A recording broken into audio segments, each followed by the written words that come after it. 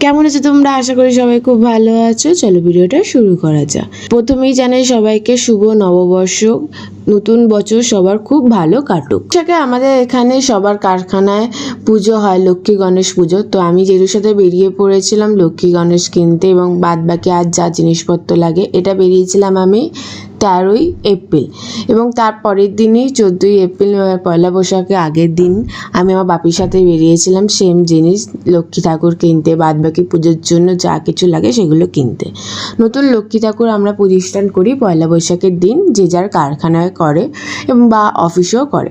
তো ফার্স্টেই আমার একটা ঠাকুর পছন্দ হয়, সেখান থেকে আমরা ঠাকুর কিনি। বাদ বাকি তারপর হাল খাতা যেগুলো হয় পুজো করার জন্য লাগে, ফুল টুল, আমরা সব কিছু কিনি। টিনে আমি বাড়ি চলে আসি এবং এই ঠাকুরটাই আমি লাস্ট অব্দি কিনেছিলাম, এটাই তোমাদের দেখিয়েছি আর দেখাইনি। আর এখানে হচ্ছে ঠাকুরটা প্রতিষ্ঠান করা হবে, বাপি অলরেডি জায়গাটা পরিষ্কার করে দিয়েছে এবং পুরনো লক্ষ্মী ঠাকুরটা অন্য জায়গায় রেখে দিয়েছে। এবং পরের দিন ছিল পয়লা বৈশাখ। পয়লা বৈশাখের দিন আমার বাপির জন্মদিন। পয়লা বৈশাখের দিন জন্মদিন বাংলা হিসেবে পালন করে, আগেকার দিনের মানুষ জানো, বুঝতে পারছো, আমার ঠাকুমা করতো, সেই থেকে আমরা বাংলাই পালন করি পয়লা বৈশাখে।